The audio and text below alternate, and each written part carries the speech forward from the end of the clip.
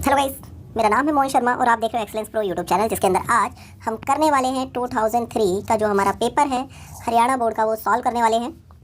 चलो तो देखते हैं। सबसे फर्स्ट हमारे लास्ट ईयर का जो ये पेपर था 60 मार्क्स का आपका पेपर आने वाला है, 3 घंटे का होगा, जिसके अंदर आपको ये सारी चीज़ें वैसे भी रीड कर लोगे। सबसे फर्स्ट आते हैं हम क्वेश्चन के ऊपर आते हैं। फर्स्ट हमारे पास क्वेश्चन जो है वो है on dissolution of a firm out of the proceed receive from the sale of assets.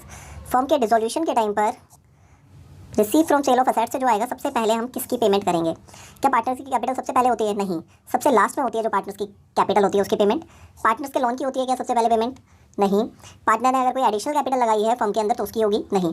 सबसे पहले हम करते हैं, अगर कोई आउटसाइड लाइबिलिटी होती है हमारी, आउटसाइड कोई लोन होगा, उसकी पेमेंट हम करते हैं।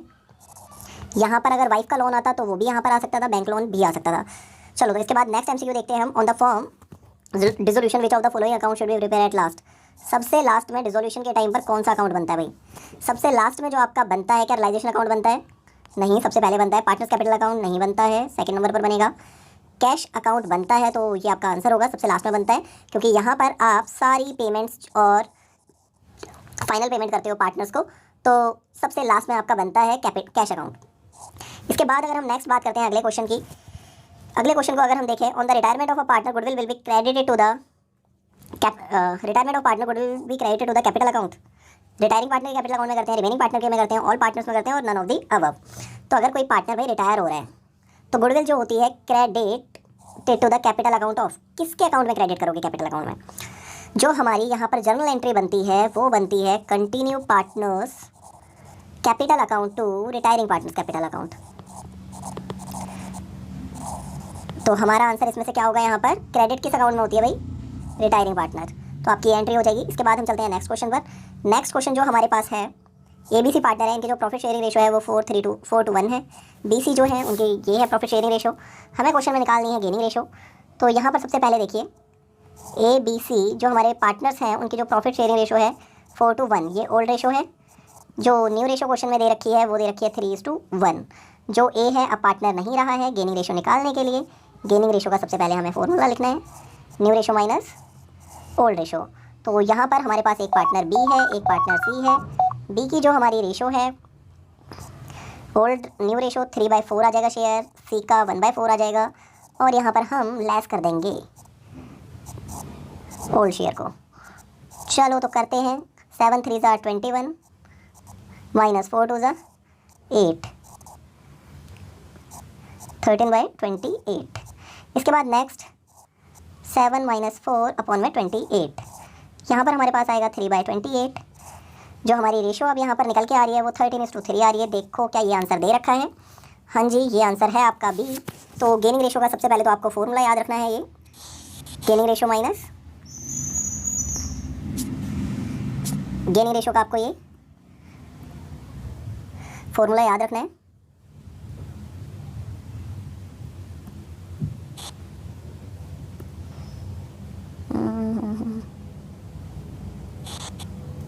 ये गेनिंग रेशो का फॉर्मूला था हमारा, जो कि आपको याद रखना है, new ratio minus old ratio.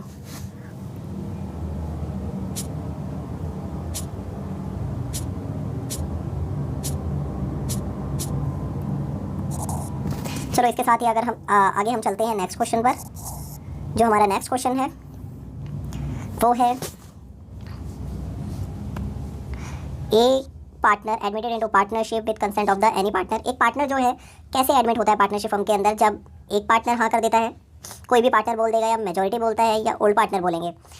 तो हमें यहाँ पर ध्यान रखना है, जब सभी पार्टनर पार्टनरशिप में एडमिट के लिए कहते हैं तभी एक नया पार्टनर पार्टनरशिप में आ सकता है, ऑल पार्टनर।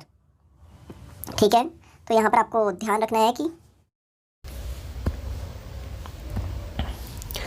ये न्यू पार्टनर में भी एडमिटेड इनटू पार्टनरशिप कैसे आता है? एनी वन पार्टनर, कोई भी एक पार्टनर कह देता है, एडमिट कर लेता है कि भाई कंसेंट दे देता है, आ जाओ, मेजॉरिटी या ओल्ड पार्टनर। तो आपको ध्यान रखना है, जब सभी पार्टनर एग्री करेंगे तभी एक नया पार्टनर पार्टनरशिप में आ सकता है। तो हमारा आंसर होगा C। इसके साथ ही हम चलते हैं अगले क्वेश्चन पर। अगला क्वेश्चन जो है हमारे पास है 6th। When a new partner bring a share goodwill in cash. जब एक पार्टनर अपना शेयर जो गुडविल का है कैश में लाता है, अमाउंट इज़ डेबिटेड टू, किस अकाउंट में डेबिट करते हैं? सबसे पहले एंट्री बताओ, क्या एंट्री होती है गुडविल में अपना शेयर लाने की पार्टनर की? तो हमारी एंट्री होती है भाई कैश अकाउंट डेबिट, कैश या bank account debit to premium for goodwill, और जो प्रीमियम फॉर गुडविल है to old partners sacrificing ratio. Old partners capital account किस रेशो में होता है? सैक्रिफाइसिंग। तो यहाँ पर देखते हैं कौन सा अकाउंट डेबिट होने की बात हो रही थी। कैश अकाउंट हमारा डेबिट हो रहा है, तो हमारा यही आंसर होगा यहाँ पर। गुडविल जब कैश में लाता है तो हमारी एंट्री बिल्कुल सही है। चलो अब आगे नेक्स्ट क्वेश्चन पर चलते हैं। इसी के साथ ही हमारे पास क्वेश्चन नंबर है 7 में देखते हैं 4 प्रोविज़न बताने हैं भाई पार्टनरशिप एक्ट के अब्सेंस के टाइम पर। चलो तो 4 प्रोविज़न की अगर हम बात करें, सबसे फर्स्ट क्या लिख सकते हो भाई? PSR प्रॉफिट शेयरिंग रेशो जो होती है ना, वो इक्वली होती है, सभी पार्टनर की बराबर बराबर प्रॉफिट मिलेगा। इसके बाद अगर हम सेकंड बात करें, इंटरेस्ट ऑन कैपिटल नहीं देते हैं। थर्ड हम बात करें इंटरेस्ट ऑन ड्राइंग की, तो इंटरेस्ट ऑन ड्राइंग भी नहीं मिलेगी पार्टनर्स को। अगर हम बात करें इंटरेस्ट ऑन लोन की, इंटरेस्ट ऑन लोन की अगर हम बात करें तो जो इंटरेस्ट ऑन लोन होगा उसका रेट हमारा 6% है, 6%। ये अपने 4 प्रोविज़न हो जाएंगे। आप बाकी भी लिख सकते हो अगर चाहो तो, लेकिन कोशिश करना कि ना लिखो। सैलरी भी नहीं देते इस टाइम पर, पार्टनर्स को कोई कमीशन भी नहीं मिलता है इस टाइम पर। ये क्वेश्चन नंबर था आपका 7। इसके साथ ही चलते हैं नेक्स्ट क्वेश्चन पर। नेक्स्ट क्वेश्चन जो 8th है वो हमारे सिलेबस का पार्ट नहीं है। 7th क्वेश्चन हमारे सिलेबस का पार्ट नहीं है। चलो 8th क्वेश्चन पर आते हैं। 8th क्वेश्चन सबसे पहले रीड करेंगे, उसके बाद करना स्टार्ट करते हैं। P और Q जो है पार्टनर है भाई, इनकी जो प्रॉफिट शेयरिंग रेशो है 5:3 है। दे एडमिट, R नया पार्टनर एडमिट हो रहा है 1/8 शेयर के लिए, जो गारंटी है प्रॉफिट की 75,000 है। न्यू प्रॉफिट शेयरिंग रेट जो है पार्टनर्स की PQ की, but they agree to any deficiency. कोई भी डिफिशेंसी होगी R बियर करेगा इस रेशो में। R की जो भी कोई भी डिफिशेंसी होती है भाई, प्रॉफिट अगर कम मिल रहा है ना 75,000 से, तो वो P और Q बियर करने वाले हैं। The profit of the firm, जो फर्म का प्रॉफिट होगा हमारा वो 4 लाख रुपए से है भाई। अब यहाँ पर हमारा P&L एप्रोप्रिएशन अकाउंट बना के दिखाना है हमें। तो मिनिमम गारंटी का क्वेश्चन है ये, तो हमें पता चल ही गया है। अब ये जो मिनिमम गारंटी का हमारा क्वेश्चन है, तो चलो देखते हैं इसे कैसे सॉल्व करना है हमें। सबसे फर्स्ट क्वेश्चन ने बोला है भाई P और Q का जो शेयर है ना वो 5:3 है। जो R है एक नया पार्टनर आया है जिसको 75,000 देने हैं मिनिमम। अगर कुछ भी R को कम मिलता है तो P और Q 3:2 की रेशो में करेंगे बियर डिफिशिएंसी को। तो देखा जाए तो हमारे फॉर्म में R को जो प्रॉफिट मिल रहा है 4 लाख का हमारा टोटल प्रॉफिट है। 4 लाख का 1/8 इतने शेयर के लिए आया है, तो 1/8 कितना होगा? 50,000। भाई कितना कम मिल रहा है R को? 25,000। जो 25,000 ये कम मिला है ना, उसे डिफिशिएंसी हो रही है। इसे P और Q बियर करेंगे। किस रेशो में अभी हमने बात करी थी? 3:2 की रेशो में। चलो तो अब देखो, 4 लाख अपना प्रॉफिट था भाई टोटल, जिसमें से 50,000 किसको दे देंगे? R को मिल जाएंगे, जो हमारा नेट प्रॉफिट है। बचा हमारे पास 3,50,000। इसमें 3,50,000 को 2 पार्टनर में डिस्ट्रीब्यूट करते हैं हम, ओल्ड रेशो जो थी। P और Q में डिस्ट्रीब्यूट करते हैं। चलो P और Q में डिस्ट्रीब्यूट करते हैं। 3,50,000 का 5/8, 3,50,000 का 3/8,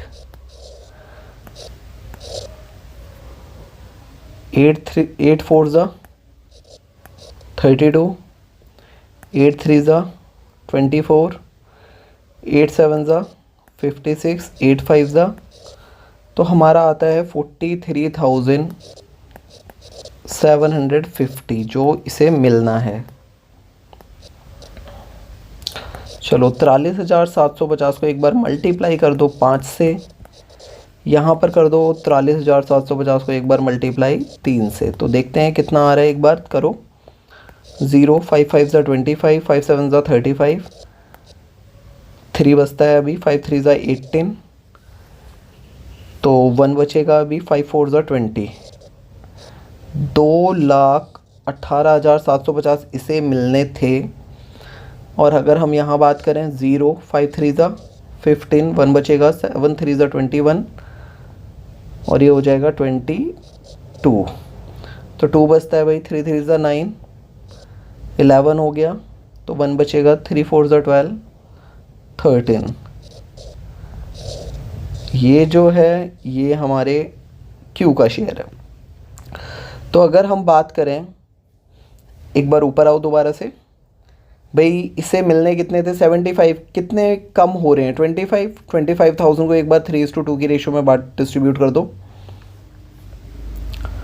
25,000 को हम डिस्ट्रीब्यूट कर रहे हैं 3:2 की रेशो में, 25,000 को 3:2 की रेशो में।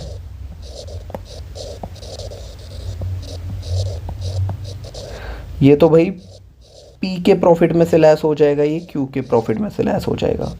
5 5 ज़ा 25, 5,000 आता है यहाँ, 15,000 आ जाएगा टोटल। अब पी अपना 15,000 किसको देने वाला है, आर को देगा भाई। तो चलो लेस करो इसे एक बार, कितना आ रहा है 2,03,750 आ जाएगा यहाँ पर, जो कि प्रॉफिट मिलने वाला है पी को। और यहाँ देख लेते हैं 5 5 ज़ा 10,000, 10,000 क्यों देने वाला है। तो अब जो यहाँ पर हमारे क्यू का शेयर हो जाएगा 1,21,250। चलो एक बार P&L एप्रोप्रिएशन अकाउंट बना लेते हैं इसी के साथ। जब P&L एप्रोप्रिएशन अकाउंट बनाओगे, बाय एनपी कितना है नेट प्रॉफिट, एक बार देखो 2, प्रॉफिट ट्रांसफ़र टू कौन से अकाउंट में, टू कैपिटल अकाउंट करो और पार्टनर्स के नाम लिख दो PQR।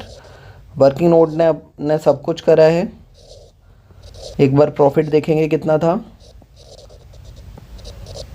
4 लाख था हमारा प्रॉफिट। जो 4 लाख है इसमें से पी को कितना मिल रहा है, एक बार ऊपर आके देखेंगे 2,03,750।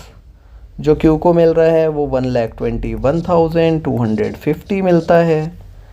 और आर को हमारा टोटल मिलेगा भाई 75,000। वर्किंग नोट का ध्यान रखना है, एग्ज़ाम के अंदर कोशिश करना कि हर किसी क्वेश्चन के अंदर जिसमें वर्किंग नोट ज़रूरी है बनाना ही है। चलो एक बार दोबारा देखते हैं। पी क्यू का जो हमारा शेयर था 5:3 था। आर एक नया पार्टनर आ रहा है, आर को हमें कितना प्रॉफिट देना है भाई, आर को जो देना है हमें वो देना है 75,000। तो 75,000 जो देना है, अगर कुछ भी कम बचता है तो पी और क्यू किस रेशो में बांटेंगे, 3:2 की रेशो में बांटेंगे। आर का हमने शेयर निकाला है, जो कि हमारा आर का शेयर आ रहा है 50,000। 75,000 मिनिमम देने ही देने हैं और 50,000 उसका शेयर आ रहा है। तो जो भी डिफिशेंसी होती है पी और क्यू किस रेशो में बांटेंगे, 3:2 की रेशो में बांटेंगे। अब एक बार देखेंगे हम, हमारा टोटल प्रॉफिट कितना है 4 लाख, उसमें से अगर 50,000 आर का शेयर माइनस करा तो पी और क्यू को कितना कितना मिलना बनता है। तो पी और क्यू को जो 5:3 की रेशो में मिलेगा, तो हमने उसकी कैलकुलेशन करी है 5/8 3/8 करके। जो पी को हमारा शेयर मिलना था वो मिलना था इतना, लेकिन आर को कुछ डिफिशेंसी हुई है 25,000 की, जो कि पी ने बियर करी है 15,000 रुपये से, क्यू ने बियर करी है 10,000 रुपये से। तो क्यू के शेयर से हमारा 10,000 माइनस हो जाएगा, वहीं आर के शेयर से 15,000। तो अब नेट जो मिलने वाले हैं वो मिलेंगे, ये अमाउंट मिलेगा और वहीं क्यू को ये अमाउंट मिलेगा।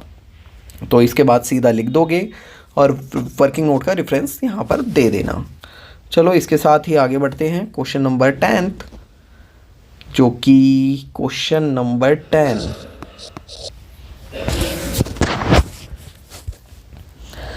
ऑन 1 अप्रैल 2020 असेट्स हमारी 2 लाख की हैं, कैश इंक्लूड है भाई 4,000 से, क्रेडिटर हमारे 10,000 के हैं। Partners capital account show the balance, capital account में 1,60,000 है भाई। जनरल रिजर्व है इतने का। एनआरआर जो है वो ये है। गुडविल फर्म की ऑलरेडी बताई हुई है ये। नंबर ऑफ ईयर परचेज ये हैं। तो मेथड आपको पता चल ही गया है कौन सा मेथड है, सुपर प्रॉफिट मेथड। लेकिन गुडविल भाई ऑलरेडी दे रखी है, तो सुपर प्रॉफिट मेथड से गुडविल कैसे निकालते थे। एक बार हम चलेंगे ऊपर से नीचे की तरफ। चलो नीचे से ऊपर से नीचे चलते हैं। सबसे पहले भाई निकालते क्या हो, एवरेज प्रॉफिट। एवरेज प्रॉफिट के बाद हमारा निकलता था नॉर्मल प्रॉफिट। नॉर्मल प्रॉफिट निकलता था। नॉर्मल प्रॉफिट के बाद निकालते थे हम सुपर प्रॉफिट। सुपर प्रॉफिट के बाद हमारी गुडविल निकलती थी। तो गुडविल का एक बार फॉर्मूला के बताएंगे क्या होता है। सुपर प्रॉफिट इनटू में नंबर ऑफ ईयर परचेज। तो देखो सुपर प्रॉफिट यहाँ पर तो अपने को पता नहीं है, गुडविल तो पता है ना, लेकिन जो 36,000 की गुडविल है, सुपर प्रॉफिट अपने को नहीं पता, नंबर ऑफ ईयर परचेज पता है। तो क्या सुपर प्रॉफिट आ सकता है। सुपर प्रॉफिट भाई 12,000 रुपये से आ जाता है। और जो सुपर प्रॉफिट आया है, सुपर प्रॉफिट का जो फॉर्मूला होता था हमारा average profit minus normal profit, ये हमारा सुपर प्रॉफिट मेथड का फॉर्मूला था, average profit minus normal profit. तो अब यहाँ पर देखा जाए तो दो चीज़ें तो कम से कम हो हमारे पास, लेकिन हमारे पास सिर्फ अभी क्या है, सुपर प्रॉफिट है, ना तो एवरेज प्रॉफिट है ना नॉर्मल प्रॉफिट है। तो इनमें से अगर नॉर्मल प्रॉफिट देखो क्या निकल सकता है, क्योंकि एवरेज प्रॉफिट तो निकालना ही है। तो नॉर्मल प्रॉफिट निकालने के लिए हमारे पास क्वेश्चन में अगर हम बात करें total assets minus outside liability, एक तो फॉर्मूला ये होता है कैपिटल एम्प्लॉयड का। जल्दी से एक बार नॉर्मल प्रॉफिट देखिए कितना आएगा, 20 से 20 1900 इंटू में 15 करो एक बार कितना आ रहा है और मुझे बताओ।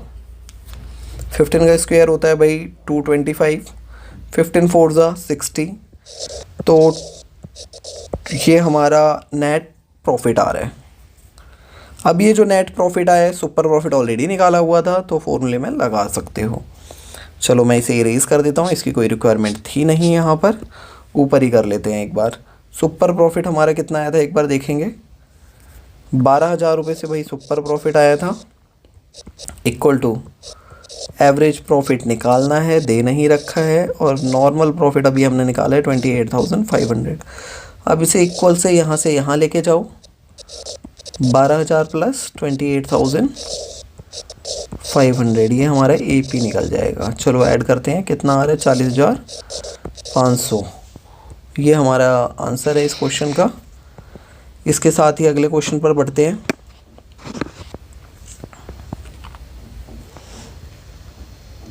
ये 11th क्वेश्चन, जो 11th क्वेश्चन है, AB भाई पार्टनर है, इनकी प्रॉफिट शेयरिंग रेशो ये है। अब हमारे पास क्वेश्चन में बैंक ओवरड्राफ्ट दे रखा है, रिजर्व फंड दे रखा है, क्रेडिटर्स दे रखे हैं, A और B की कैपिटल दे रखी है, क्वेश्चन में डेटर्स दे रखे हैं, प्रोविज़न भी दे रखा है, स्टॉक, बिल्डिंग, पेटेंट और मशीनरी। सबसे पहले देखेंगे इसमें से कौन कौन सा आइटम ऐसा है जो कि कैपिटल अकाउंट में जा सकता है। एक हमारे पास पार्टनर्स की कैपिटल है, एक रिजर्व है। यहाँ पर एडवर्टाइजमेंट सस्पेंस, गुडविल, ऐसा कोई भी आइटम नहीं है जो कि वहाँ पर जा सकता है। चलो तो अब आगे देखेंगे एक बार नीचे क्वेश्चन क्या क्या कहता है हमसे। एडमिशन का क्वेश्चन है भाई, सी एडमिट हो रहा है, इनकी न्यू PSR भी दे रखी है। इसका मतलब भाई क्वेश्चन के अंदर तुम्हें सेक्रीफाइसिंग रेशो निकालनी पड़ेगी। चलो एक बार सेक्रीफाइसिंग रेशो निकाल लेंगे, आगे बढ़ते हैं। सी जो एडमिट हुआ है, सी बिरिंग प्रोपोर्शनेट कैपिटल, क्वेश्चन में भाई कैपिटल नहीं देगा क्वेश्चन सी की, क्योंकि प्रोपोर्शनेट कैपिटल निकालनी है। 10,000 का cash as a share of goodwill ला रहा है C. Provision for doubtful debts तुम्हारे रिड्यूस हो जाएंगे भाई 2,000 रुपये से।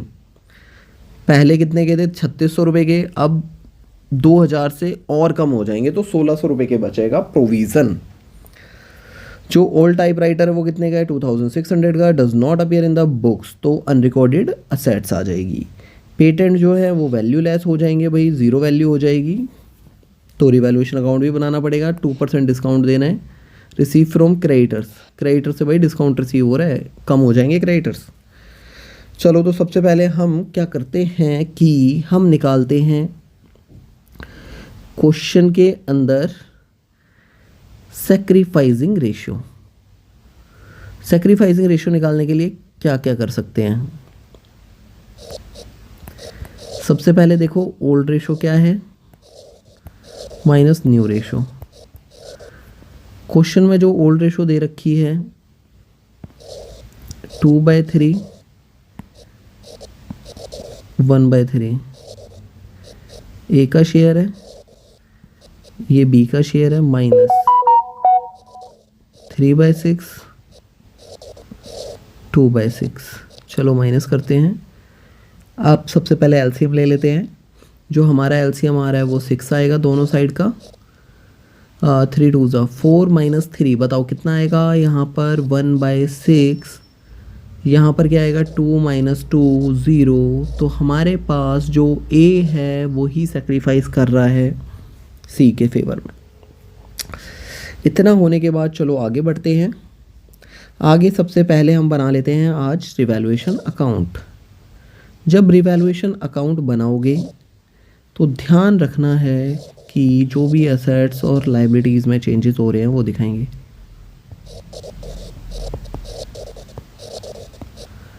सबसे पहले हमारे पास है प्रोविज़न की एडजस्टमेंट। तो बताओ प्रोविज़न कम हो रहा है या ज़्यादा? जो हमारा प्रोविज़न है वो कम हो रहा है, डेटर्स बढ़ेंगे, तो 2,000 से प्रोविज़न को दिखा दोगे क्रेडिट साइड। अगर मैं बात करूं ओल्ड टाइपराइटर की, टाइपराइटर रिकॉर्डेड नहीं था, अनरिकॉर्डेड असेट्स है, तो टाइपराइटर को भी कर सकते हो क्रेडिट। कितने रुपए से है भाई टाइपराइटर? 2,600 रुपये से, 2,600। इसके बाद भाई पेटेंट वैल्यू लेस हो रहे हैं। जब भी असेट्स कम होती है तो डेबिट साइड आती है। पेटेंट्स हम देखेंगे बैलेंस शीट में कितने रुपए के हैं, 2,000 रुपीज़ के।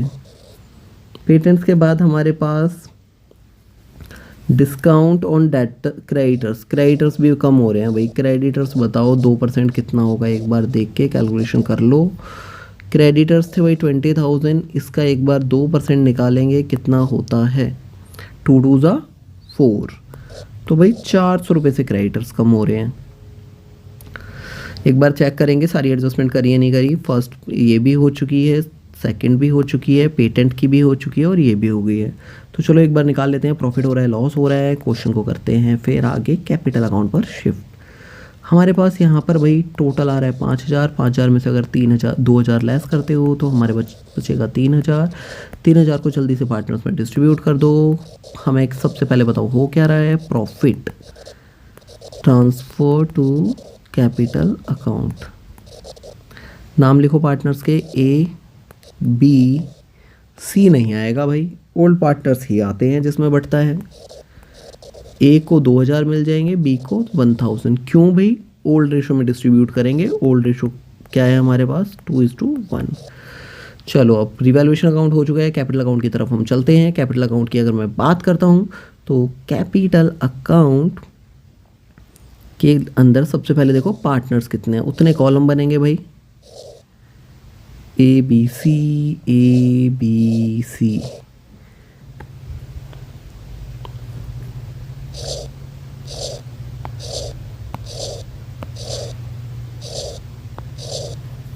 चलो आप करके देखते हैं।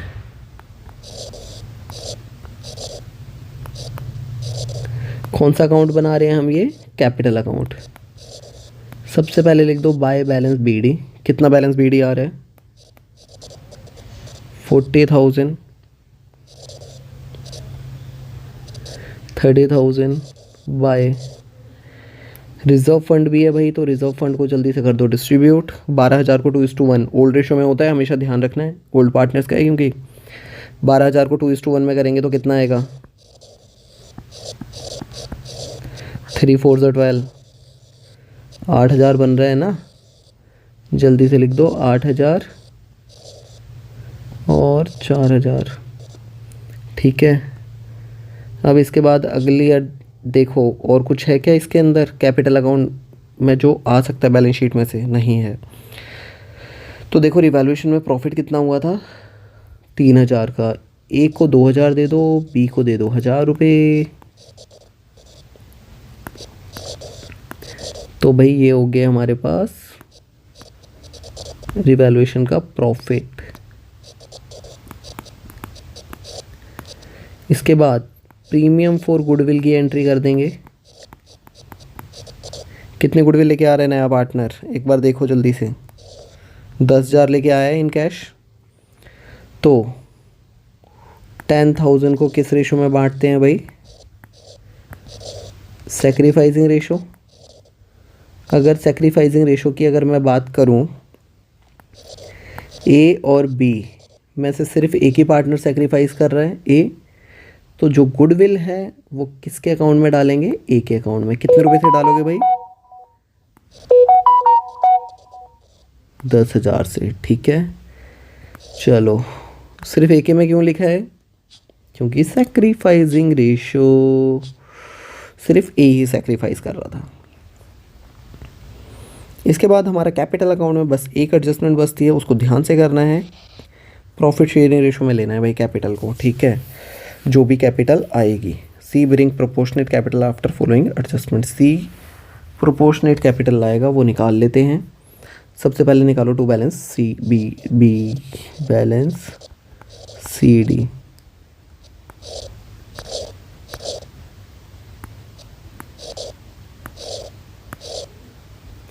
तीस 30,000, 4,000 और 1,000। ये बनती है भाई इसकी 35,000। एक बार एक ही निकालेंगे। लिख दिया रिजर्व्स, जो 12,000 का था बैलेंस शीट में वो हमने डिस्ट्रीब्यूट कर दिया है। रिजर्व डिस्ट्रीब्यूट करने के बाद अगर हम बात करते हैं, रिजर्व डिस्ट्रीब्यूट हो चुका है।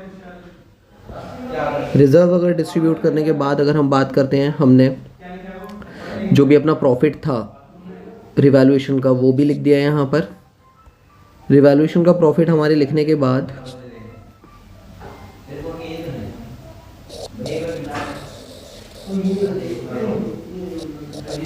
रिवैल्यूएशन का प्रॉफिट लिख दिया है। प्रीमियम फॉर गुडविल भाई सिर्फ ए सैक्रिफाइस कर रहा था, इसलिए ए के अकाउंट के अंदर लिखा है। ठीक है, सारे जो भी क्रेडिट साइड है ऐड करेंगे, बी की ऐड करेंगे और इसको हम ट्रांसफ़र कर देंगे डेबिट साइड में टू बैलेंस CD। इसके बाद इसको हम BD बनाएंगे और दोनों पार्टनर्स की कैपिटल एक बार ऐड करो, ए और बी की। ऐड करने पर आती है 95,000 और 6/5 क्यों करा है उसका आपको जवाब मिल गया होगा। टोटल शेयर फर्म का कितना है तीनों पार्टनर का बोला जाए तो? टोटल शेयर तीनों पार्टनर का ये है। ए और बी का जो शेयर है ये है। कैपिटल क्योंकि किसकी है? ये जो कैपिटल है 95,000 ए बी की है, इसलिए हमने इन दोनों का ही शेयर लिया है।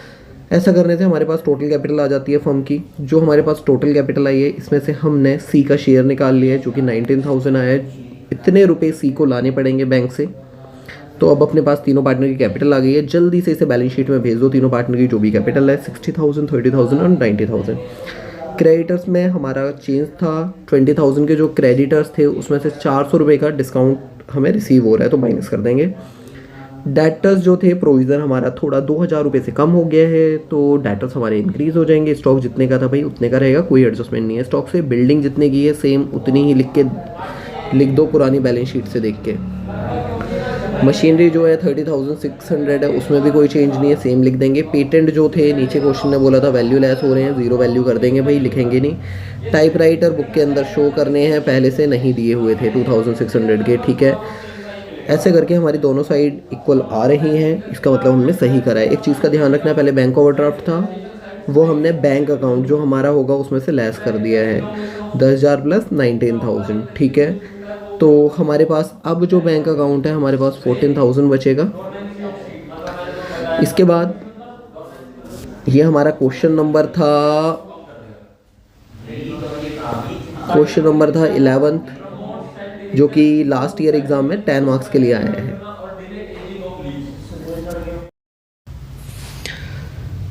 रिजर्व कैपिटल, कैपिटल रिजर्व में डिफरेंस बताना है, जो कि एक सिंपल सा डिफरेंस कोई सा भी लिख सकते हो कि भाई बैलेंस शीट के अंदर कहीं भी नहीं आता है रिजर्व कैपिटल, जबकि कैपिटल रिजर्व को हम रिजर्व एंड सरप्लस के अंदर दिखाते हैं। जब कंपनी बंद होती है तब इसका यूज़ होता है, और कैपिटल रिजर्व का तो हम कैपिटल लॉसेस को राइट ऑफ करने के लिए यूज़ करते ही रहते हैं। चलो एक बार मिनिमम सब्सक्रिप्शन कितनी होती है। मिनिमम कंपनी को 90% सब्सक्रिप्शन मंगानी ही पड़ती है। अगर इतनी सब्सक्रिप्शन नहीं आई है तो भाई पब्लिक के पैसे वापस करने पड़ते हैं। ज़ीरो कूपन बॉन्ड या डीप डिस्काउंट बॉन्ड, इसके अंदर भाई आपको इंटरेस्ट जो होता है प्री डिटरमाइंड नहीं होता है। इंटरेस्ट पहले से नहीं पता होता कि कितना इंटरेस्ट मिलेगा। सबसे पहले तो ज़ीरो कूपन बॉन्ड को कौन इशू करा करता था? गवर्नमेंट करा करती थी, बट आजकल सेमी गवर्नमेंट और नॉन प्रॉफिट ऑर्गेनाइजेशन भी ज़ीरो कूपन बॉन्ड को इशू करती हैं। इसके बाद आते हैं 15th,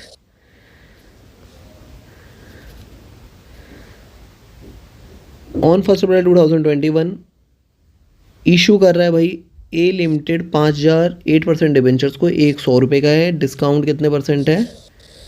5%। Total amount of interest for the year ending 31 March 2021। Interest निकाल के दिखाना है भाई। सबसे पहले देखो 5,000 डिबेंचर्स है, एक डिबेंचर्स कितने रुपए का है उससे मल्टीप्लाई करो। हमेशा जो इंटरेस्ट निकलता है याद रखना है फेस वैल्यू पर निकलता है, डिस्काउंट का कोई लेना देना नहीं है। बस डिबेंचर्स के आगे जो रेट होता है इसे कौन सा रेट कहते हैं? कूपन रेट या डिस्काउंट जिस रेट से दिया जाता है, वो इंटरेस्ट रेट होता है। ये कूपन रेट जिस रेट से इंटरेस्ट दिया जाता है, डिस्काउंट का कोई भी रोल नहीं है, तो भूल जाओ क्वेश्चन के अंदर। हमेशा जब भी इंटरेस्ट देंगे फेस वैल्यू से ही देते हैं। 5,000 को 100 से मल्टीप्लाई करोगे और 8% निकाल लोगे तो हमारा जो इंटरेस्ट आ रहा है भाई 40,000 आ रहा है। और कंपनी कब कब देती है इंटरेस्ट? 6 महीने के गैप पर तो नहीं है। एक बार देखो टोटल इंटरेस्ट बनेगा भाई 40,000, जो कि इसका आंसर होगा। अगले क्वेश्चन पर आ जाओ जल्दी से। Name any 2 financial statement of a company. 2 financial statement के नाम बताने हैं कंपनी के। भाई statement of P and L बोल दो एक तो, ऑफ पी एंड एल। एक आप बता दो अपना बैलेंस शीट, मन करे तो कैश फ्लो स्टेटमेंट भी बता सकते हो एक, और नोट्स टू अकाउंट। ये 4 चीज़ें आती हैं,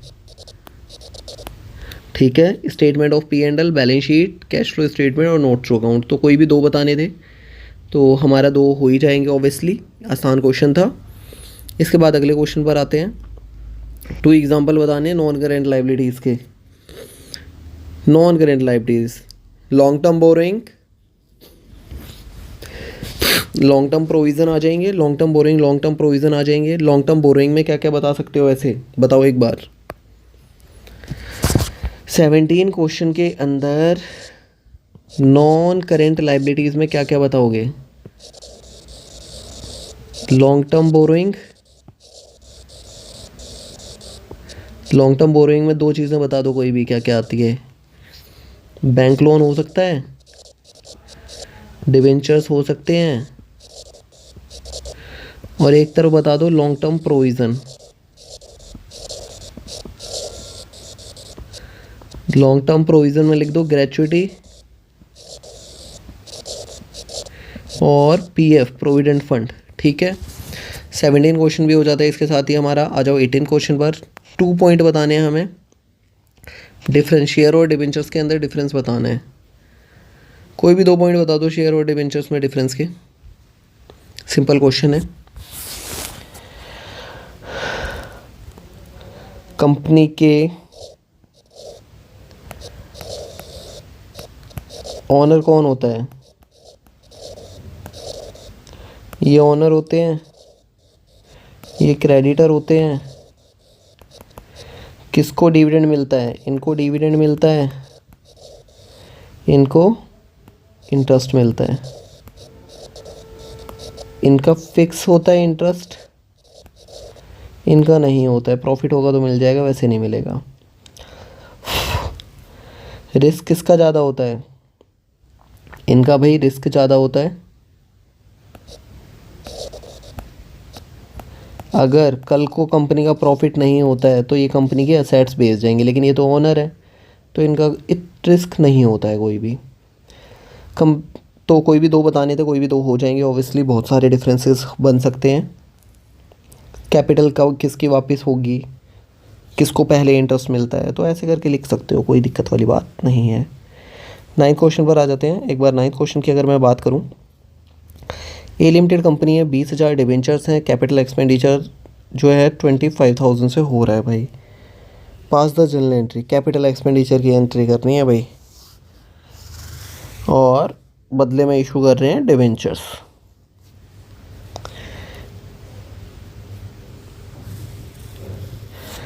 अगर भाई कोई भी हम असेट्स खरीद 20,000 debentures for a capital expenditure in a satisfaction, company 20,000 debentures issue कर रही है 25,000 के कैपिटल एक्सपेंडिचर के लिए। कैपिटल एक्सपेंडिचर के अंदर हमारी हो सकती है कि कोई भी हमने फिक्स असेट्स खरीदी हो, तो यहाँ पर एंट्री क्या करोगे? नाम में फिक्स असेट्स ही ले लेते हैं, मशीनरी या कुछ भी वो भी ले सकते थे। Fix assets account debit to vendor, यहाँ लिखो 25,000 से, वेंडर में भी डालो 25,000 से। जो शेयर दे रहे हो वो भाई प्रीमियम पर दे रहे हो, डिस्काउंट पर नहीं दे रहे हो। शेयर कैपिटल लिखो, शेयर कैपिटल नहीं डिबेंचर्स, ध्यान रखना है क्योंकि बदले में क्या दे रहे हो? डिबेंचर्स। और यहाँ SPR, तो 20,000 रुपये से तो डिबेंचर्स में डाल दो, 5,000 रुपये से SPR में डाल दो। तो ये हमारी एंट्री हो जाएगी। एक बार दोबारा से देखेंगे। हमने भाई कोई भी कैपिटल एक्सपेंडिचर करा है, कैपिटल एक्सपेंडिचर बोले जाए तो हमने कोई भी असेट्स खरीदी होगी, एक्वायर करी है। Fix assets to vendor, vendor क्यों लिखा है हमने? क्योंकि भाई जिस बंदे से लिया है, वेंडर को हम बदले में क्या क्या दे रहे हैं वो लिख दोगे। इसके बाद अगले क्वेश्चन पर आते हैं, क्वेश्चन नंबर 20। जो क्वेश्चन नंबर 20 है, क्वेश्चन कहता है वर्किंग कैपिटल इतनी है भाई हमारी, ट्रेड पेबल इतने के हैं, अदर करेंट लायबिलिटीज़ इतने की है, करेंट रेशो निकाल दो भाई। करेंट रेशो का फॉर्मूला क्या होता है? सबसे पहले तो ये बताओ। करेंट रेशो का भैया ये होता है current assets upon current liabilities. Current assets के अंदर क्या क्या आता है और करेंट लायबिलिटीज़ में क्या क्या आता है वो अपने को पता है, क्वेश्चन में दे रखी है भाई। सबसे पहले तो निकाल लो करेंट लायबिलिटीज़। करेंट लायबिलिटीज़ के अंदर अपने को दे रखा है ट्रेड पेबल प्लस में अदर करेंट लायबिलिटीज़। तो भाई ये टोटल हमारी जो करेंट लायबिलिटीज़ है वो है 2 लाख रुपए से। और क्वेश्चन करने वाले हैं हम 20 एक बार देखेंगे। वर्किंग कैपिटल हमें क्वेश्चन में दे रखी है, ट्रेड पेबल दे रखे हैं, अदर करेंट लायबिलिटीज़ दे रखी है, और करेंट रेशो निकालने के लिए क्वेश्चन में बोला हुआ है। तो सबसे पहले एक चीज़ देखनी है कि क्या भाई करेंट असेट्स और करेंट लायबिलिटीज़ है अपने पास? नहीं, करेंट असेट्स और करेंट लायबिलिटीज़ क्वेश्चन में नहीं है, हमारे पास है ट्रेड पेबल। तो यहाँ पर सबसे पहले क्या करोगे? ट्रेड पेबल और अदर करेंट लायबिलिटीज़ दोनों को ऐड कर दोगे, जो कि हमारा 2 लाख आएगा।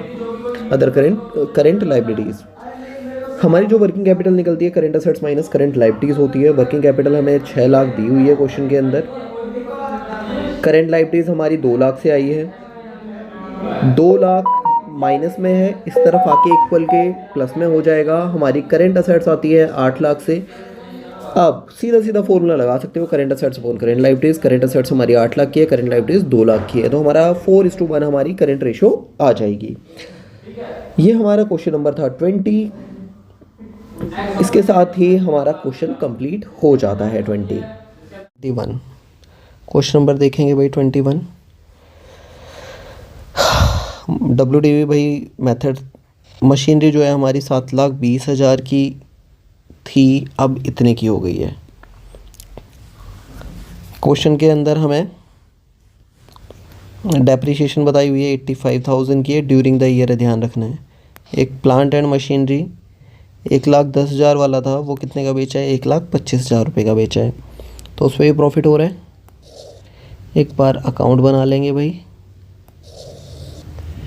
मशीनरी का अकाउंट बना लो एक बार, plant and machinery account, to balance BD by balance CD। Balance BD जो है मेरा 7,20,000 का है, ये 8,60,000 का है। डेप्रिसिएशन देखो भाई कितने की आ रही है,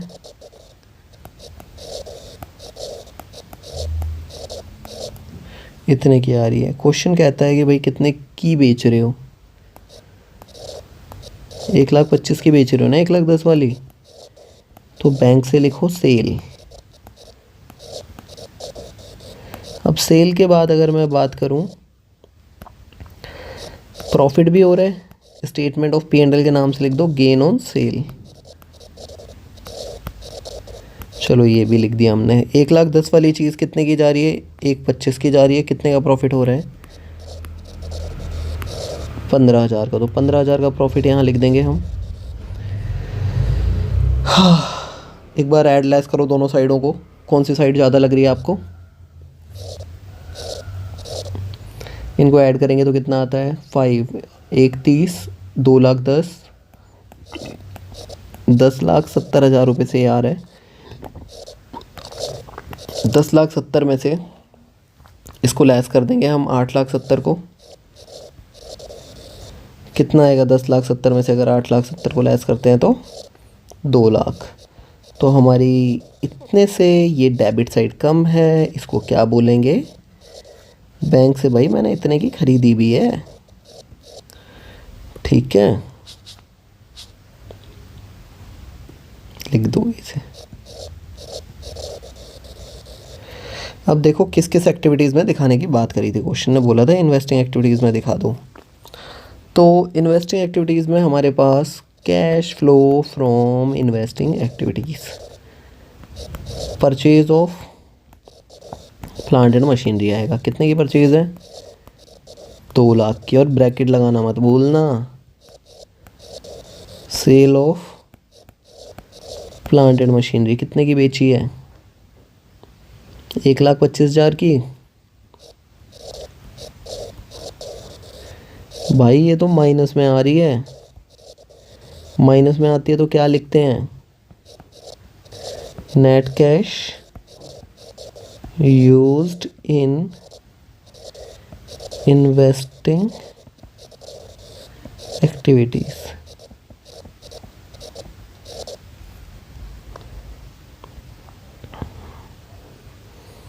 इसके बाद क्वेश्चन नंबर 22 है,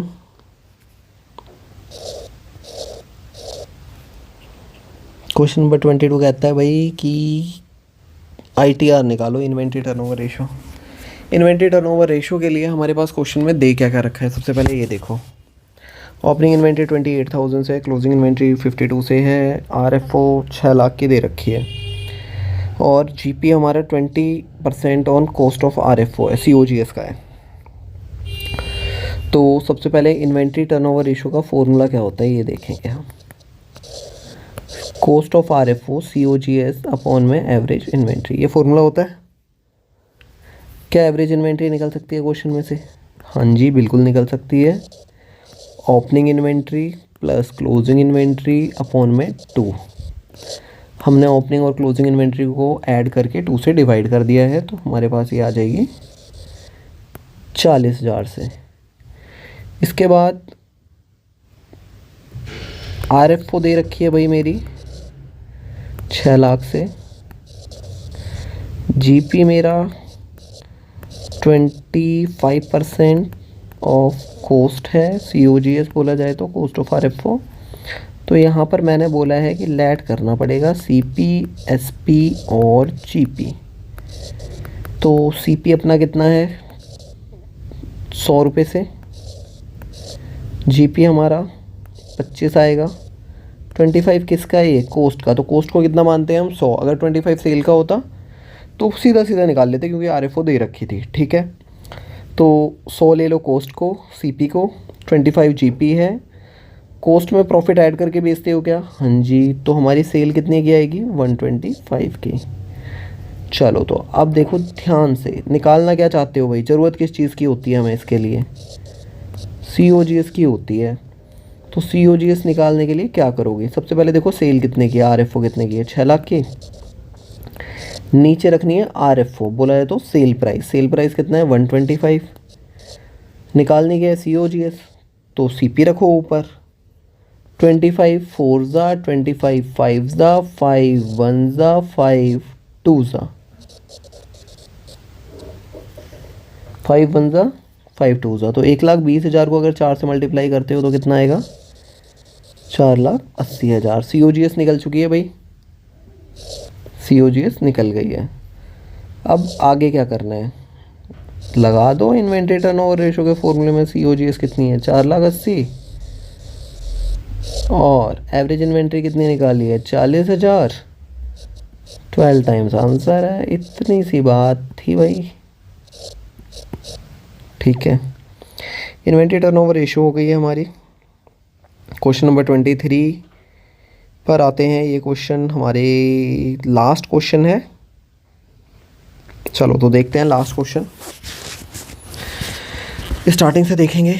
एक कंपनी ऑफर 1 लाख, एक शेयर हमारा 10 रुपये का है, 3 रुपये एप्लीकेशन पर है, 2.5 रुपये अलॉटमेंट पर है, 2 रुपीज़ 50 पैसे की हमारी फर्स्ट कॉल है और 2 रुपये की फाइनल कॉल है।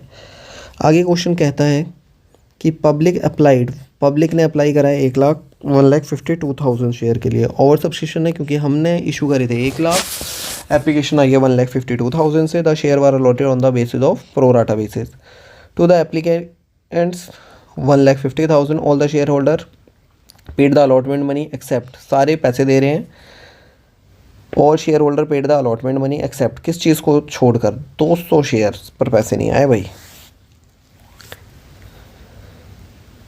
पेड द अलॉटमेंट के। The share were forfeited, the first call was made thereafter. First call भाई इसके बाद मंगाई है, तो ध्यान रखना 1 लाख में से 200 शेयर माइनस करके एंट्री करोगे। The forfeited share were reissue कर रहे हो 9 रुपये का, 8 पेड अप है, तो भाई इशू किस पर कर रहे हैं हम? प्रीमियम पर रीशू। और फाइनल कॉल की एंट्री नहीं करनी है, सिर्फ जनरल एंट्री करके दिखा दो। तो ध्यान से देखना है। सबसे पहले ओवर सब्सक्रिप्शन की टेबल बनाया करो। ओवर सब्सक्रिप्शन की टेबल कैसे बनती है तो एक बार ध्यान से देखेंगे।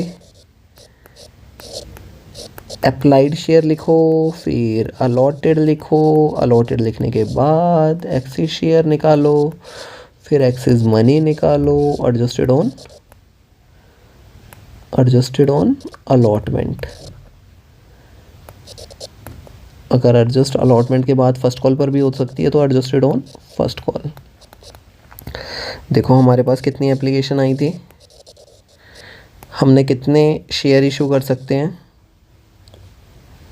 Pro rata basis. ये 1,50,000 है प्रोराटा बेसिस, तो यहाँ कितना लिखोगे? 1,50,000।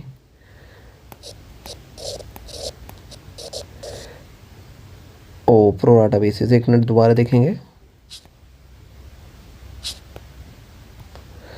1,50,000 प्रोराटा बेसिस है, तो ध्यान रखना है 1,50,000 वालों को कितने दे रहे हो? 1 लाख इशू कर रहे हो। और 2,000 शेयर वालों को तुमने एक भी शेयर नहीं दिया है, तो एक्सेस शेयर के लिए हम माइनस करेंगे। कितना आएगा यहाँ? 50,000। 50,000 आएगा हमारा यहाँ पर, और यहाँ माइनस करोगे तो 2,000 माइनस 0 2,000 आ जाएगा। एक्सेस मनी के लिए एप्लीकेशन देखो कितने रुपए की है। एप्लीकेशन भाई 3 रुपये की है, 3 से मल्टीप्लाई करोगे तो कितना आएगा? 1,50,000 और यहाँ 6,000। एडजस्टेड ऑन अलॉटमेंट कितने रुपए की है? इतने रुपए की है। अलॉटमेंट के लिए ध्यान रखना अलॉटेड से मल्टीप्लाई करते हैं। 1 लाख को अगर इससे मल्टीप्लाई करते हो 2.50 रुपये से, तो कितना आएगा आपका? ज़्यादा आएगा ना अमाउंट, 2,50,000 आएगा ना। क्या एडजस्ट हो सकता है 1,50,000? हाँ जी हो सकता है। तो एडजस्ट कितने होंगे हमारे अलॉटमेंट के टाइम पर? 1,50,000 पूरा हो जाएगा। इसके बाद अगर हम बात करें हमें फ़र्स्ट कॉल तक जाने की ज़रूरत नहीं है, सीधा पैसे रिफ़ंड कर दो। रिफ़ंड कितने होंगे? 6,000, जिनको एक भी शेयर नहीं दिया है। ठीक है, इसके बाद जो 200 शेयर हमने फोरफीट करे हैं ना, उसका आपको क्या करना है? अप्लाइड शेयर निकालने हैं, number of applied share of share जो फोरफीट करे हैं। चलो देखते हैं, ऊपर और नीचे क्या क्या रखोगे बताओ। अप्लाइड निकालने हैं, ऊपर रखोगे 1,50,000, कितने के लिए उन्होंने अप्लाई करा था। नीचे अलॉटेड रखोगे। एक चीज़ ध्यान रखनी है, ये कौन से शेयर हैं अलॉटेड, ये भी कौन से हैं अलॉटेड। तो 4 0 से 4 0, 1 0 से 1 0, 15 2 30 और ये 300। 300 शेयर वालों को कितने दे रहे हो? 200 दे रहे हो। एक्सेस शेयर कितने आ रहे हैं? 100। एक्सेस मनी कितनी आ रही है आपकी? 300 रुपये से आ जाएगी एप्लीकेशन, क्योंकि 3 से है। एडजस्टेड ऑन अलॉटमेंट,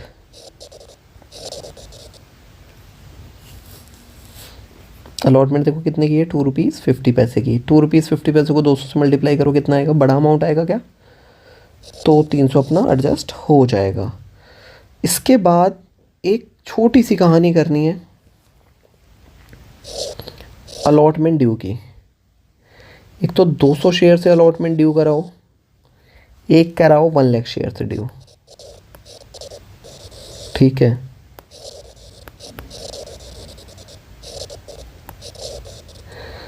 एक लाख को अगर 3 से मल्टीप्लाई करते हैं तो कितना आएगा? 2 रुपीज़ 50 की अलॉटमेंट, तो 2 रुपीज़ 50 से करना है। 2,50,000, यहाँ आएगा 500। लेस करोगे एक्सेस मनी को। एक्सेस मनी देखो कितनी है? एक्सेस मनी यहाँ थी भाई तुम्हारी 1,50,000 थी, इनकी है 300 रुपये। तो जल्दी से लिख दो नीचे से आके 1,50,000 और यहाँ 300। तो भाई कितने रुपए हमें रिसीव नहीं हो रहे 200 शेयर होल्डर से?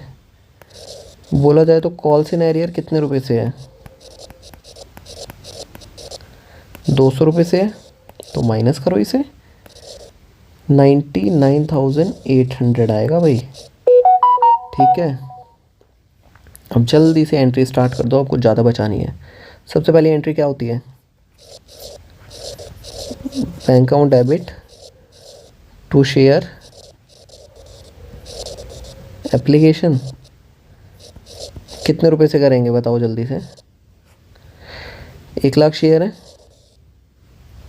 पावर सब्सक्रिप्शन का केस है क्या भाई? 1,52,000। एप्लीकेशन कितने की है? 3 की। जल्दी से मल्टीप्लाई करो और बताओ कितना आ रहा है।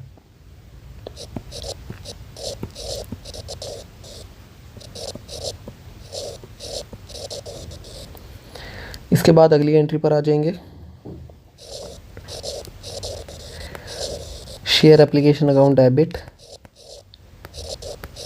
To share capital to bank to share allotment. Share allotment में लिख दोगे 1,50,000 था शायद, एक बार चेक कर लेते हैं। ऊपर हमने ओवर सब्सक्रिप्शन की टेबल बनाई हुई है। 1,50,000 था, वो लिख देंगे। बैंक से कितने वापस कर रहे हो? 6,000।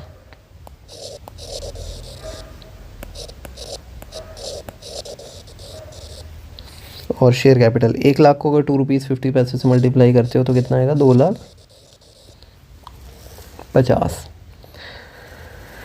हाँ, चलो एक बार देखते हैं कि हमने सही करी है एंट्री या गलत करी है। एक बार टोटल कर लो जल्दी से।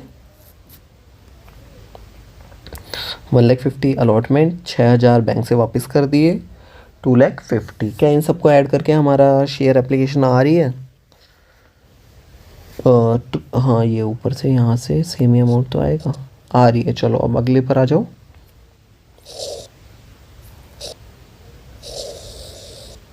अलॉटमेंट ड्यू करो सबसे पहले। Share debit to share capital. देख लो प्रीमियम पर तो नहीं है, नहीं है। हमने कितने शेयर इशू करने हैं 1 लाख। 1 लाख को जल्दी से मल्टीप्लाई कर दो ₹2.50 से। यहाँ आएगा भाई 2,50,000। आगे bank account debit to share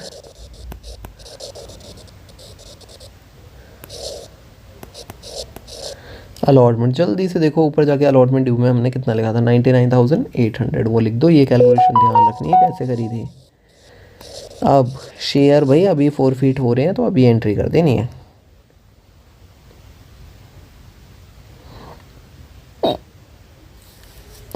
एक बार देख लेते हैं कब हो रहे हैं। अलॉटमेंट के पैसे नहीं दिए, फर्स्ट कॉल के बाद हो रही है भाई।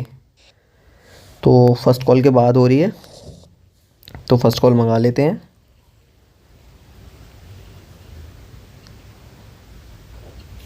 दी share were forfeited, share forfeit करने हैं उसके बाद आएगी फर्स्ट कॉल।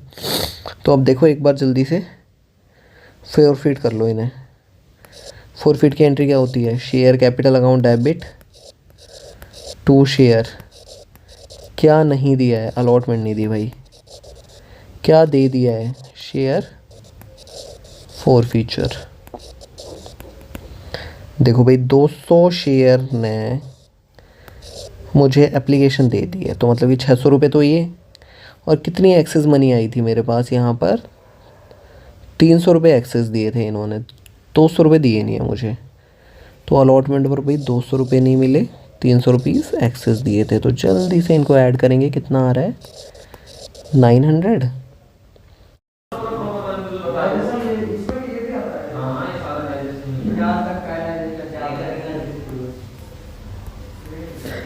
हमारे भाई हमने कितने शेयर फॉरफिट करे हैं? 200। एक शेयर हमारी जो एप्लीकेशन थी वो कितने की थी? 3 रुपये की थी। अलॉटमेंट जो थी ₹2.50 की थी। दोनों को ऐड करेंगे ₹5.50 होंगे, जिसको 200 से मल्टीप्लाई करेंगे तो हमारे यहाँ पर आता है 1100। तो 1100 से ये आ जाएगी। अलॉटमेंट हमारी 200 रुपये से आएगी, शेयर फॉरफीचर 900 से। आपको ये पता चल ही गया है कि कैसे आई है। अब आते हैं हम शेयर फर्स्ट कॉल के पास। शेयर फर्स्ट कॉल हमारी थी भाई ₹2.50 से थी। शेयर कितने थे? 1 लाख। लेकिन क्या हम यहाँ पर 200 शेयर फॉरफिट कर चुके हैं? हाँ कर चुके हैं। तो कितने शेयर बचेंगे? 1 लाख में से 200 माइनस करने के बाद 99,800।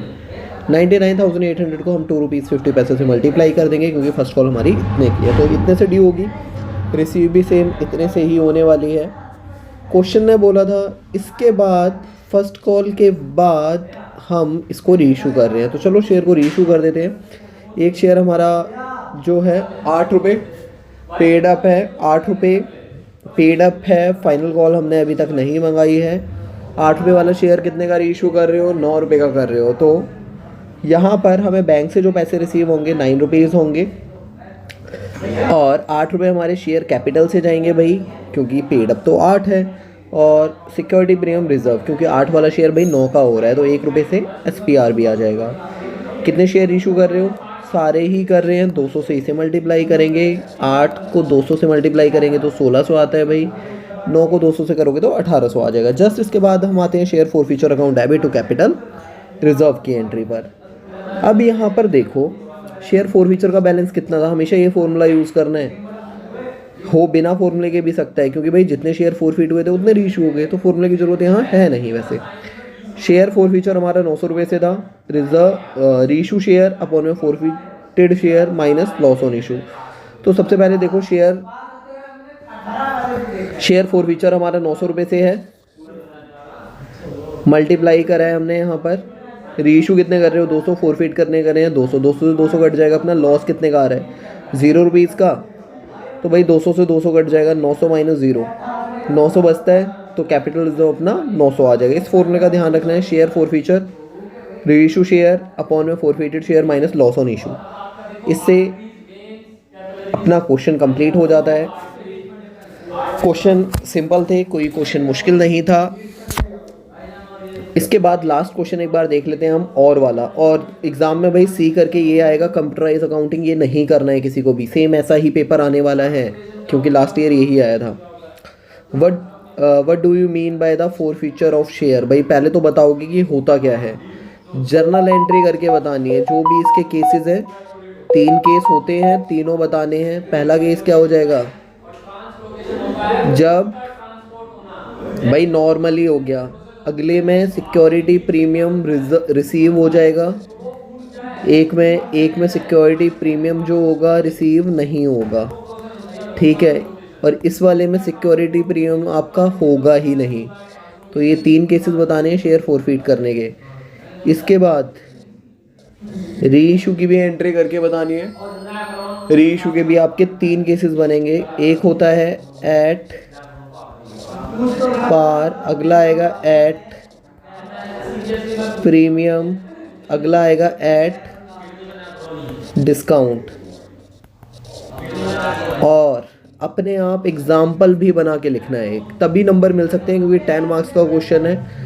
इन तीनों चीज़ों का ध्यान रखना है। एक तो फोर फीचर की जो एंट्री है उसके 3 केसेस आ जाएंगे, at par, at premium, at discount, reissue के आ जाएंगे। और फिर एग्जाम्पल भी बना देना एक, आपको पूरे नंबर मिल जाएंगे। इसी के साथ हमारा ये पेपर कंप्लीट होता है।